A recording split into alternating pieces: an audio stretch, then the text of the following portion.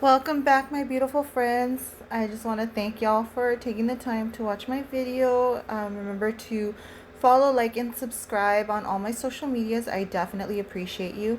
So today I'm taking you on an adventure with me to cook one of the staples in my house, which is enchiladas rojas, or red enchiladas.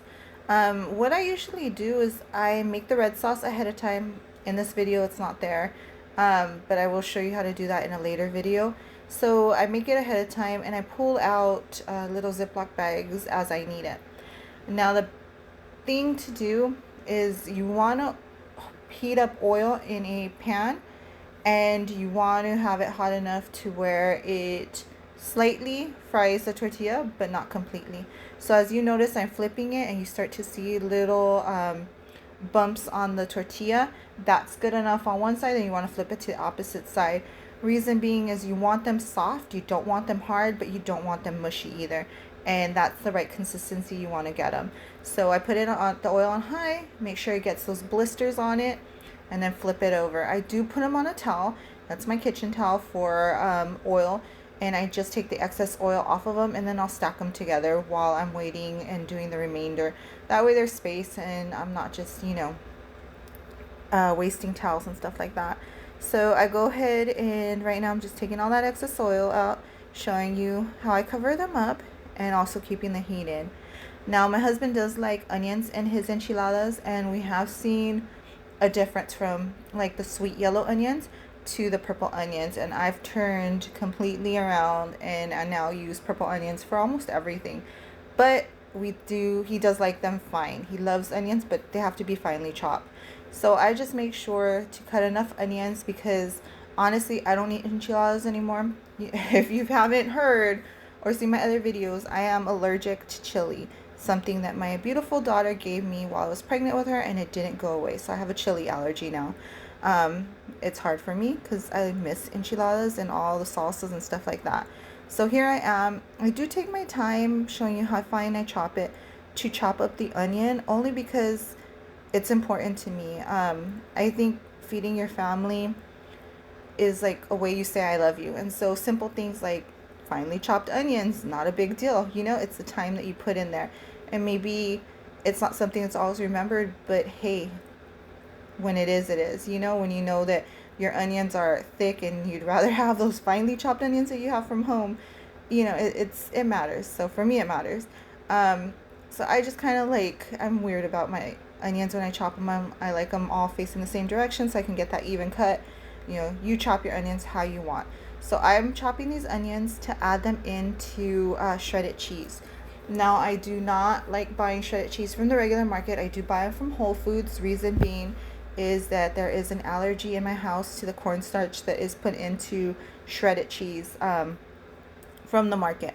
Whole Foods does not use cornstarch. They use a different starch that my family's not allergic to. So that cornstarch, and I think it's potato starch also, that really caused an issue for us. First we thought we were lactose intolerant, but no, it was just the starch that was being used. So I'm showing you I didn't use all the onions. I did chop those onions up. That's going to be good enough. And the oil that I used to fry up the tortillas was the avocado oil. So I'm going to add the onions to a bowl, and I will mix in the cheese because these are for my husband. He's the one that gets the onions and the cheese mixed together. The kids get just cheese enchiladas, plain, no sauce added. So just the fried tortillas with cheese in there, and it melts. So you can also, if it's not melting, pop it in the microwave for about 10 seconds and it'll melt. So I just mix it up by hand and make sure all those are incorporated. And like I said, that's how I store my sauce in the refrigerator. I just use my cutting boards for everything just to try to minimize the amount of dishwashing I have. So I use that to chop up onions, and now I'm using it to make my enchiladas. So I do put the enchilada face down on it, on the sauce, and then I flip it over and do the next one. Add the new one on top and kind of go through mixing and making sure it's fully covered. Some people add it on the top after they've been rolled.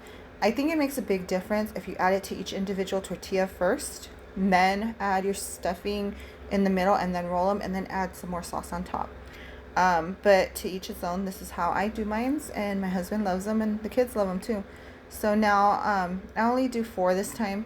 So I'm going to add the mixture of the cheese and onion together and roll the enchiladas into like a little burrito, taco, flauta type deal, and just roll.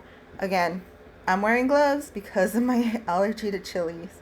You would not believe how allergic I am. So there we go, just rolling them. I'm setting them on a plate right now and just continue to do the same thing. Roll that mixture into little tacos and you'll see the plated version.